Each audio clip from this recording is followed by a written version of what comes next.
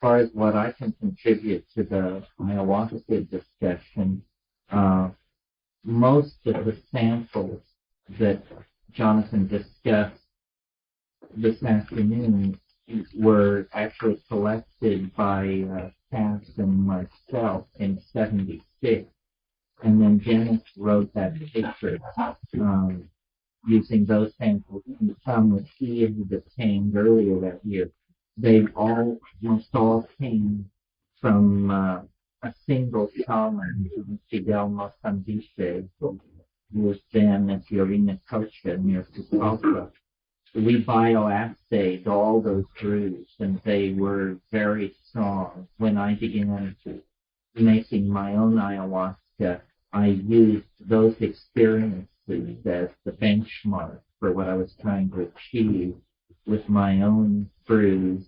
In terms of recipes, if you want to, rather than try and substitute an analog, if you're still interested in what goes into a healthy dose of ayahuasca, what I settled with, I had a clone of single individual plant called Plowman 6041 that Tim Plowman had collected in Yuri Maguas in 1970 that was called a Cielo ayahuasca. The ayahuasqueros recognized type of ayahuasca more differentiated than the species. They speak of Cielo ayahuasca, Trompetero ayahuasca, so forth and so on. So this was a Cielo ayahuasca, Plowman 6041. I grew it for many years, and when I made ayahuasca, I used 500 grams of fresh material per dose and 85 grams of fresh Psychotria viridis per dose, and then prepared it in the standard way, which is to boil the total volume of crushed ayahuasca and Psychotria viridis. You make it in a non-aluminum pot.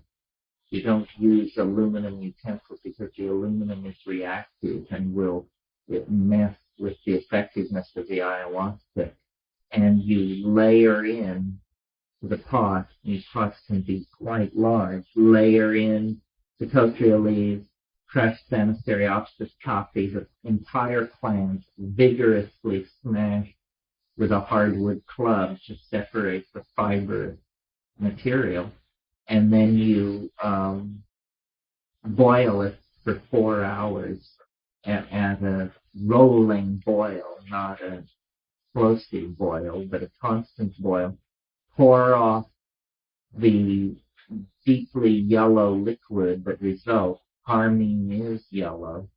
And you pour off the mother liquor into another container.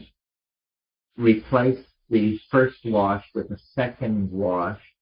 Boil it 4 hours more, then discard all the solid material, heat it steaming into the bushes, and then combine the two washes, which is a lot of water, 10, 15 gallons of water, and then drive it down to the number of doses that you have pre-calculated. I can make up to 12 to 15 doses at a time in spots of this size. And I drive it down to 100 milliliters per dose. In the final evaporation, you want to be careful not to boil it too rapidly, or the sugars which are cooked out of the ayahuasca will tend to caramelize and make it thick. This does not affect the pharmacology of the ayahuasca. It makes it hell to swallow. And if you do it right, you can get it down to 100 milliliters and it will still pour it's as thin as water. It won't thicken unless you have boiled it with too hot a flame. You're not just throwing any psychoactive utensils? More caramelized one and the more liquid one? No, it's more like it's an aesthetic thing. Those who hurried it, and if you're giving it to people who are knowledgeable, they will comment on this. the sign of amateurish ayahuasca is ayahuasca that's sick. Because it needn't be. Those are just sugars. It's not doing any good. My interest in ayahuasca, which I indulged over 25 years or so, began with, and if you haven't read it, you should probably read Burroughs and Ginsberg's book, The Yahé Letters, The Search for the Blue Flash, is how I think of it. And it sort of initiates the modern era of writing about ayahuasca.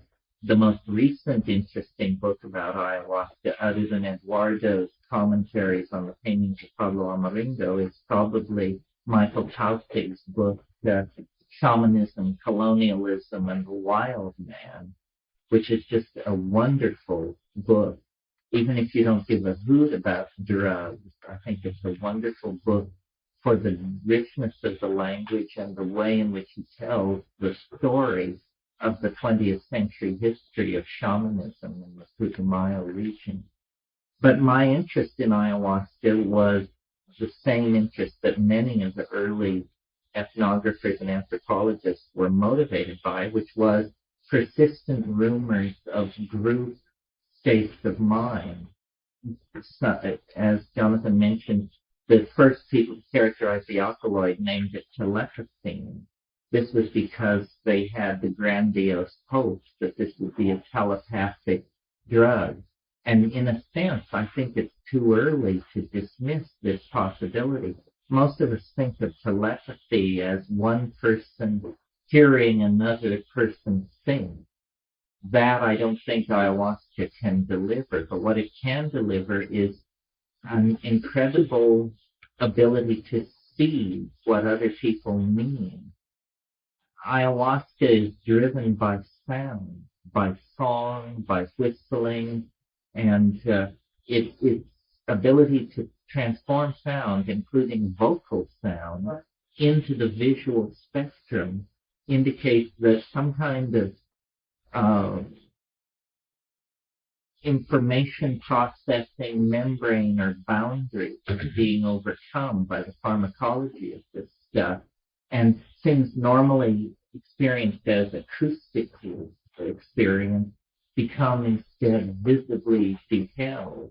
And it's quite spectacular. I mean, I've had ayahuasca where, you can sing a tone and just lay down like a Barnett Newman painting, a chartreuse line 1.5 inches wide in the darkness, and then you switch the tone and cross it at a 90-degree angle, and then as you begin to experiment, you discover that the whole modality of behind your closed eyes is open to being driven by these sounds. And I think probably a lot of the shamanism, especially the main rivers shamanism involving ayahuasca, is this kind of pseudo-telepathic involvement with sound.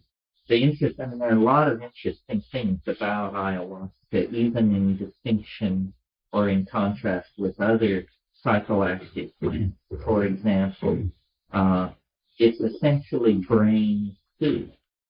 There's nothing in it which doesn't occur naturally in human neural metabolism. When you take ayahuasca, you alter the ratios tremendously and the concentrations. But, mescaline, so far as we know, salvia divinorum, ibogaine, these things don't occur ordinarily in human metabolism. Mescaline might under certain conditions. But the major psychedelic neurotransmitters are what are represented in ayahuasca. So it's the only hallucinogen I know where if it's made right, the next day or the day after the experience, you actually feel better than if you hadn't done it. I mean, even with mushrooms, which are dear to my heart, the day afterwards, I tend to keep the phone unplugged and hot baths and this and that. But on ayahuasca, you're just ready for action. 4 o'clock the next morning. And the hallucinations are extraordinary. They seem to occur in a way. It seems more versatile than psilocybin. The hallucinations can range over a wider range. I mean, they can be anything from nature-based, botanical, insectile to just, you name it. I remember one period of hallucination on ayahuasca where it was gold Egyptian hieroglyphics against black and moving through these tunnels and this sort of thing. And it's very, I think it's safe. It's probably used by more people than any other psychedelic plant cult in the world, if you don't consider cannabis a plant cult. And as a song I was mentioning, in Colombia, Ecuador, Peru, down into Bolivia, and then it's made inroads in the 20th century in a big way into Brazil, portions of Argentina, and then more sophisticated populations all over the world are getting wind of this. Are there any questions about it? Will it grow in Montana? Oh yeah, it'll grow. It grows well in Hawaii. Many plants have more restricted ranges than their natural capacity. Most plants have not occupied their full range. This is a consequence of the glaciers only having melted 20,000 years ago.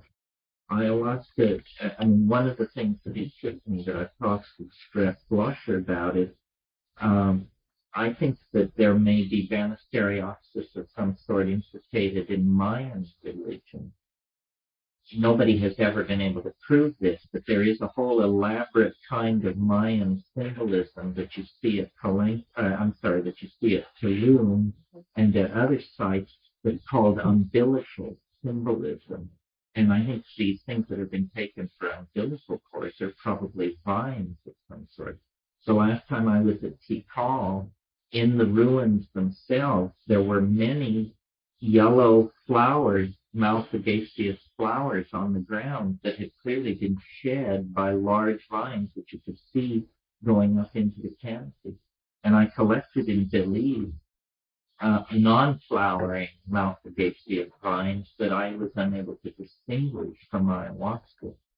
So, this may well be happening, or could have been happening among the classic minds. And exactly what their drugs were and who used them pretty speculative at this point. There's no trace of that in the current Mayan population?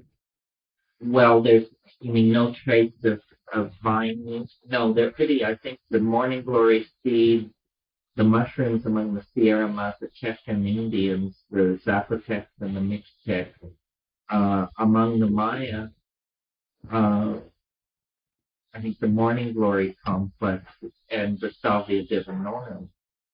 But whatever else may have gone on, there's a whole, Jonathan is the expert on this, but there's a whole number of plants which may have been used for their psychoactive effect in Mexico. Various coleuses, the Emmia salicifolia. Some people believe certain water lilies. Old plants like Parseq funebris, even, which is now used as a flavoring for certain kinds of chocolate drinks. Still, there are depictions on pieces of statuary that seem to suggest that maybe this would have a narcotic style of usage in the past. But, yeah. I have a question about, you're talking about how the visual experience was driven by sound. Right. Have you found that the visions could be driven by anything else? Any other occurrences besides sound? Touch or? Well, I tend to lie down and sit still in silent darkness. I suppose cannabis helps most of these things. But really, the ayahuasca is extraordinary. The last time I took it was in a non-traditional setting, but with one other person, and sitting in completely silent darkness. And this guy had these Tibetan chimes, the kind you strike with a piece of deer horn, and it would be completely silent, and he would strike this thing, and it would form a piece of jewelry or a thing like a machine in the air, just this. And this thing would come into being as long as the sound was there, and then it would disappear. And then he would make another one. And it was very clear that we were seeing the same thing because I commented on it and described what I was seeing. And it looked like a little thing made out of iridescent titanium with brass connectors, and it was like an enormous laurel birch earring or something like that. It was a very specific kind of object. I think these things are very mysterious. I mean, it was a pity that Rocio's English didn't allow a real discussion of these stories about the people who disappear for days and go into a parallel world. Because, if you just think that these Aboriginal people are ignorant savages, well, then you can just dismiss it. But if you have gotten this far on the premise that shamans know what they're talking about, well, then you have to take very seriously this more outlandish stuff. Where do you draw the line? And ayahuasca is, Eduardo Luna, who some of you know, is very keen to insist that what ayahuasca is really about is where you get on it if you keep these diets for weeks and months and then take it repeatedly over and over in these situations of sensory deprivation. And I think these people are basically erasing ordinary linguistic structures, and they live in a world perhaps more than hallucination, and their fears of magical attack and their relationships to invisible beings and all this is a kind of, I suppose, in Western terms, the only thing you could say is it's a kind of self-generated, self-controlled schizophrenia. But that's just the word, schizophrenia. I mean, what it is it's a self-generated, self-controlled immersion in a non-causal, parallel construct of some sort. And the reason shamans live in isolation and on the periphery of modern and high-density urban civilization is essentially so that they can build these capsules in the air that they inhabit. They build unique mythological structures that are like accretions of their very powerful personalities. That's what all this storytelling is about. These stories are the contextual, define the contextual limits of what is possible. And if you live in a culture where night after night, year after year, you've grown up around the fire, hearing the most respected people in the group tell these outlandish stories, then for you it legitimizes the search for a doorway out of mundane experience. And that's really the only precondition for finding such a doorway. I mean, if you love the weird and you probe it often enough, deeply enough, eventually you'll hit the jackpot. The door will swing open. And ayahuasca is definitely very effective for doing that. Yes. I guess the Icaros really generate a lot of visions, the song sung, and some of those are available on cassette. Do you think that kind of visionary generation would come through in a cassette if you did an ayahuasca analog and play one of these things? Yeah, I mean, if you listen to the music on ayahuasca, it transforms the music. You have to be very careful. I recall many years ago, it was the night of of a total eclipse. There's some hellish thing in the sky, a total eclipse sometimes. And Sunwater and Adele, who some of you may know, and I decided that we would do this ayahuasca that I had in the back of the refrigerator for years. And this was like a long time ago, maybe 8 years ago, and I got it out, and I couldn't remember whether Don Fidel had said, always shake the bottle, or never. So I said, well, to be safe, we should shake the bottle, in case that's what he did say. So I did, and you know, I've never had it hit me so hard. And I had put on a record which I had previously found mildly entertaining.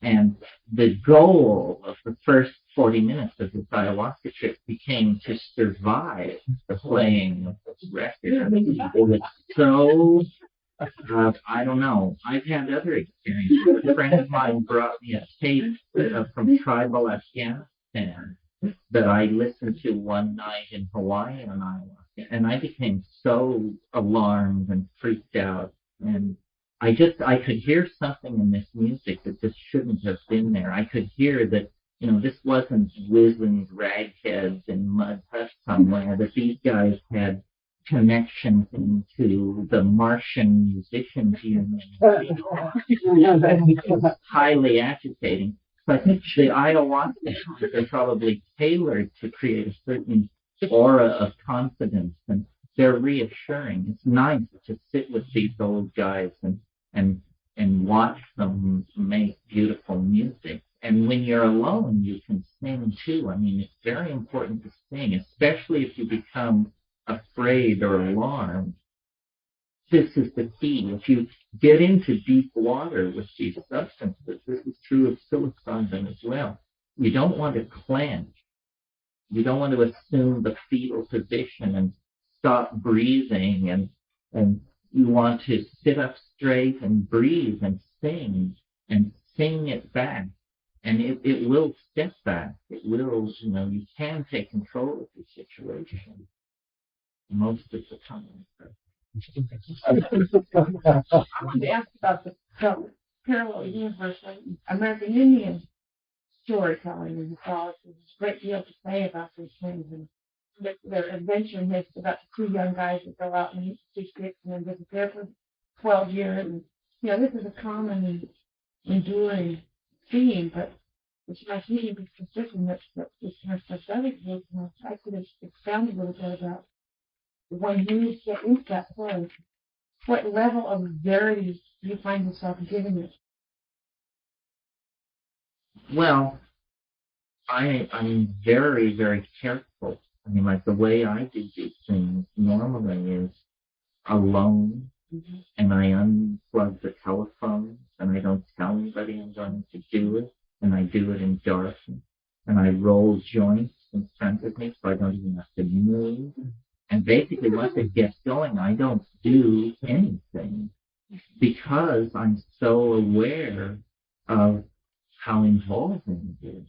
I mean, I think you have to be almost a damn fool to just grab hold of this stuff and start flailing it around.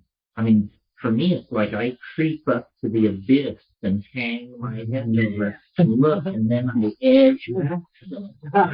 The idea of trying to actually do something is terrifying because it'll work. I mean, you can do it, but you don't understand what you're doing. So I like to look, as Peter Sellers. But your shamans are going in there, doing purposeful work with you. They cure. They cure and they get information. And, but the main thing, I mean, I think the getting information thing is sort of overstressed because it's astonishing and it proves that it's a prior dimension. I mean, if somebody really can see who stole the chicken, and they really can see, then even though it's a trivial matter about a chicken, there's nothing trivial about the fact that they are exhibiting a paranormal ability which seems to involve the contradiction of cause and effect. How can they see who stole the chicken?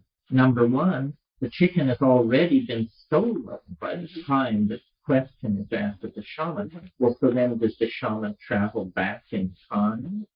Does the shaman read the minds of everyone in the tribe and look and find who stole the chicken that way? Or is it just an inspired guess backed up by social pressure? What exactly is going on here? And then when you turn toward the future, it becomes even more mysterious because many of these shamanic things are about deciding where the hunting will take place. And saying, if we go to the second waterfall, then there will be capybara to be killed. And then they go, and there is, and they do. Well, if you believe that this person actually saw the future, then you're coming perilously close to some kind of determinism, which is, not supportable philosophically. I mean, the universe is absolutely determined, then thinking has no meaning. Because if the universe is determined, then you think what you think because you couldn't think anything else. Mm-hmm. So thinking suddenly is divorced from the enterprise of knowing reality. And that's a little discouraging to those of us who butter our bread in the fields of philosophy. So I think it's very mysterious. The model that I use for all of these psychedelics is a mathematical model, not a psychological model or a spiritual model, but a mathematical model. Mind, under the pressure of evolution, under the pressure of the need to defend self and offspring, has folded itself down into the three-dimensional space-time matrix of the body. Mind has crippled itself in order to caretake the body and the here and now. Well, when you take these psychedelics, it's like it's severed. The mind is severed from the physical envelope. And you wander in a much larger dimension. And it is literally a higher dimensional manifold. And that's how these apparently miraculous and magical things. That's why the shaman can see into a human body. Because in a higher dimension, the inside and the outside are the same place. There is no distinction. So it's an inner sensorium that has a higher dimensional character to it. It's a great mystery, and it doesn't need to detain us here, but it's a great mystery, the relationship of consciousness to number and of nature to number. After all, nature is nature, the deployed three-dimensional physical world, and it's dynamic. Numbers are abstractions generated, so far as we know, only by the human mind. They are inventions of the human mind. And yet nothing is as descriptive of nature. No tool is as powerful a descriptor of nature as mathematics. So why is this? Well, ayahuasca seems to say it's because the higher mathematical dimensions of the world are objects not merely for abstract, deductive discovery, but for experiential encounter. And then if this is true, then our world as we experience it in the here and now and day to day is hopelessly limited and circumscribed. And this is a very limited world that we're operating in, inside our culture, inside our language, inside our body, and so forth and so on. And in the silence, in the darkness, swept away by these alien alkaloids and the plant mind behind them, you find out a truth that can barely be told. Most of it can't be told.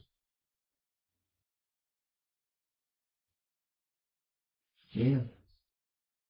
What about your sense of self and in the ayahuasca thing? Right, ego in general?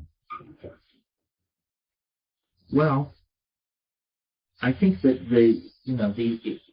these things are very humbling. It's very hard to do if you have an ego that's very, if you're, for instance, I mean, if you're the kind of person that other people consider a jackass, it's pretty hard to do these things if other people's judgment on you is correct.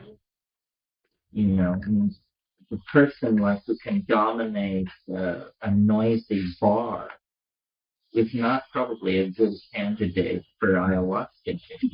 That kind of bravado and machismo, and I mean, ayahuasca loves to take prideful people and rub their nose in it. I mean, it can make you beg for mercy like nothing. You have to really approach it humbly. I mean, I speak from experience that I probably am easily betrayed into assuming I know what I'm doing. And that's the moment when catastrophe strikes. And what I always say to it when I go into it is I say, I'm going to take a big dose. So please don't kill me. Here I am. I'm yours. I surrender. I hold nothing back. I didn't cut the dose. I didn't water the tea. So please don't kill me. And then it usually responds by not killing you if it so amuses it. But you can't demand it. The real bad tricks come when you try to put the squeeze on it. When you try to force a piece of information. And absolutely. Sure. So that's the difference also in the cultural context of ayahuasca, in many areas where there's been a lot of social disruption, the fear, the roads, or hundreds of years of missionary influence.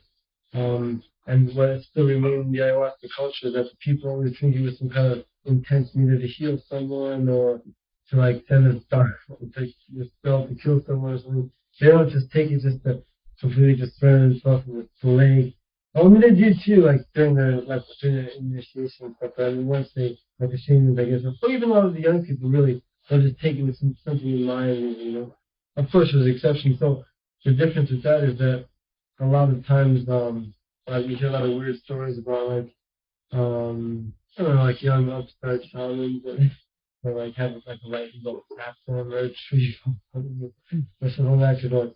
There's a lot of weird black magic that goes on too, because a lot of people just don't handle themselves clearly. And so a lot of deaths are attributed to ayahuasca, either to black magic or. And I think a lot of shamans they like to just graze the underbelly of the thing.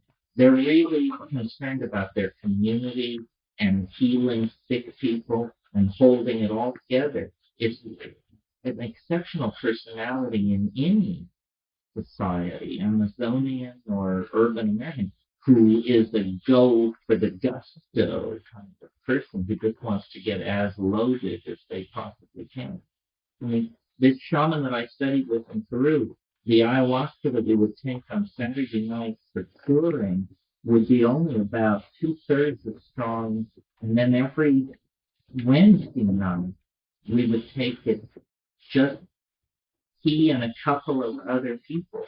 He said this was our school, he said. This is when we learn.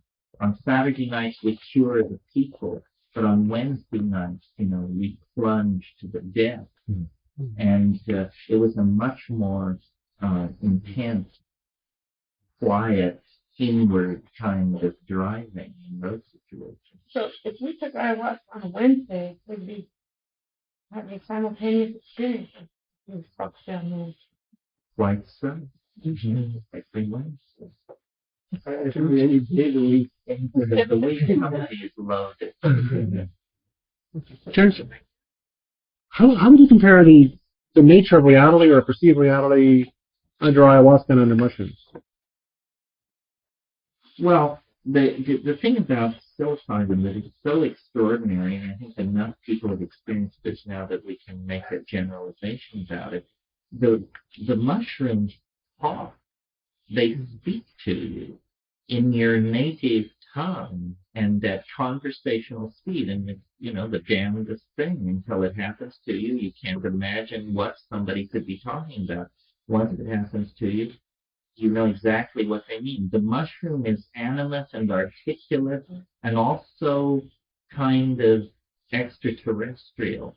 Its hallucinations tend to the grandiose, the history ending, the galactarian destiny that awaits the biological overmind. It's this ta-da, kind of thing. Ayahuasca is biological and organic, and you feel the spirit of the forest, like Rosia said.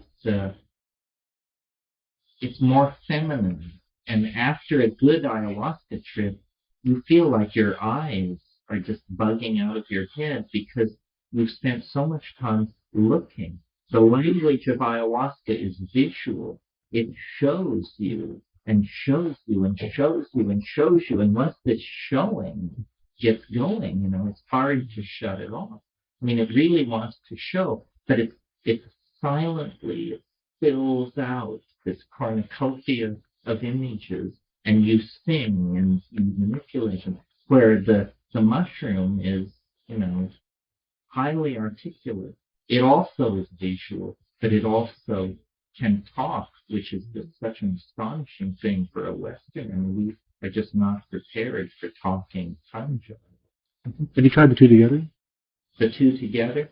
I wouldn't do that, actually, because I think the monoamine oxidase inhibiting properties of the harmine would so intensify and synergize the psilocybin that you might find yourself swinging from the chandelier. And the shamans don't do that either. In the Amazon, and you can rarely get an ayahuasquera to give you the time of day regarding. They always say, well, we use mushrooms when we don't have ayahuasca, but the caveat is, and we always have ayahuasca. This comment for women who live in the jungle, women taking ayahuasca, or is it really contemplating? It depends on the tribal, it depends on the people, but around Pucallpa, there were women in the circus. There was this woman, this ancient woman named Issa Gula, who just, she drank with the best of them and would recount outrageous visions. This lady must have weighed under 100 pounds. One of the shamanesses, or female shamans that we tried to contact in 76 is this famous woman who studied with Manuel Cordova Rios, the guy who wrote Wizardry of Friends, and her name was Juana Gonzalez Opie. He told us about her. She had come to him as a girl of 25 with leprosy, and he had taken her into the woods for 6 months and cured her of leprosy. That you can cure leprosy with ayahuasca is definitely an unorthodox idea. And she became a major ayahuasquera in this area, and her stuff was said to be the best. But she had lost her hands and her feet, so the experience of taking ayahuasca with her was fraught with her presence, which was freakish in the extreme, especially in the flickering firelight.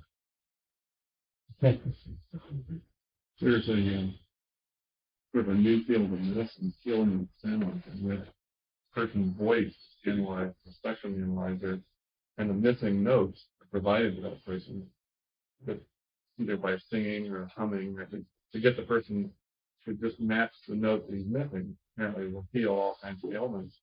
But I'm wondering if you can see sound, if the short neural just can see by the sound that person's voice is making what's totally missing from his picture, and can sing the note. Well, there's some kind of diagnostic sensitivity to invisible stuff that we don't ordinarily perceive. We were talking last week, some of you may have seen this, I mentioned it because I'm trying to confirm it. I've seen on 3 occasions in my life, at about this life level, sitting watching someone in profile as you're watching me, on a very slight dose of mushrooms, there's something which goes on in front of a person's mouth. It looks like oil in water. And my rational explanation for what this is that you pull air into your lungs and it is heated, and therefore it has a slightly different refractive index than the cold air in front of your face. And so when you speak, the mixing of the hot and cold air can be perceived under some conditions, and I would bet photographed under some conditions, as a kind of oily, turbulent something in front of your mouth. Well, is that cheerful explanation correct, or are we on the brink of something else, some more demanding or exotic phenomenon? I don't know. Going back just a little bit, I should probably mention a friend and I have been growing ayahuasca clones. I guess it's from your clone actually for 3 years, and in the lack of the psychotria or DMT additives, my friend has reported numerous successes with shrooms. Adding the shrooms to the ayahuasca? Yes. What proportion do you know? Not sure. It would be interesting to know. I think you might be able to get away with that. Probably what it would be is a fair bit of ayahuasca and a tiny bit of mushrooms. One of the longest, hardest evenings I ever spent was, I got the idea I would take half a dose of ayahuasca and half a dose of mushrooms. And I felt like I was battling demons to return with a shred of my sanity. I mean, it was just ghastly. I'm pretty phobic of that combo. You took them at different times? No, I took them together. 2.5 grams of mushrooms and half a dose of ayahuasca, and it turned me every way but loose. And it was unpleasant. I mean, I really thought I had done it this time. What it did was it interfered. It was very clear. It was very clear. What seemed to be happening was that it was interrupting RNA transcription of short-term memory. So I knew who I was and my history and how I had gotten into this situation, but I couldn't remember the last 3 minutes at all. And this would create this anxiety in me. And then I would forget why I was anxious. And then that would create more anxiety. And I was into some kind of intellectual redress that was, and I was just riveted in this chair. And I thought, if this doesn't unsnap itself, they'll just put me in a ward somewhere. I'll just be carried out here. And it felt like, that scene in 2001 when the guy is outside making a repair and then he comes back and says, "Open the pod door, Hal." I can't do that, Dave. Well, I was